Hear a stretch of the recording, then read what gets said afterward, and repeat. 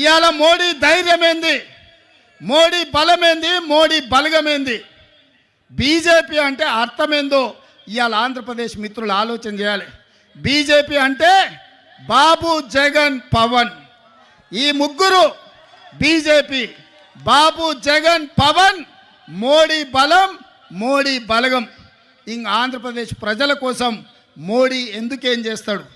ఎవరు గెలిచినా ఆయన దొడ్లోకి పోయేటోళ్ళే. ఈ ఆంధ్రప్రదేశ్లో 25 ఎంపీలు మోడీ ఖాతాలో ఉండేటివే. మీరు ఈడ అనుకోవచ్చు మేము ఈ పక్కన ఉన్నాం లేకపోతే ఆ పక్కన ఉన్నామని. అయ్యా, జగన్ రెడ్డి పక్కన ఉన్నా, పెద్దలు చంద్రబాబు నాయుడు గారి పక్కన ఉన్నా, వీళ్ళిద్దరు కలిసి ఢిల్లీలో వెళ్తే మోడీ పక్కనే ముత్యాల ముగ్గులో రావు గోపాలరావు పక్కన ఇద్దరు ఉంటారు, తందానా తానా అనేటోళ్ళు. వీళ్ళిద్దరు అదే కదా ఢిల్లీకి వెళ్తే. ఢిల్లీలో వీళ్ళు ఎవరైనా మోడీని అడుగుతారా? మోడీని నిలదీస్తారా? మీ ప్రాంతం కోసం ఏమైనా తెస్తారా? మరి ఒకవేళ తెచ్చేటట్టు అయితే 5 ఏళ్ళు వారున్నారు, 5 ఏళ్ళు వీరున్నారు. పోలవరం పూర్తెందుకు కాలే, రాజధాని రాలేదెందుకు మనకు? మీరు ఒక్కసారి ఆలోచన చేయండి మిత్రులారా.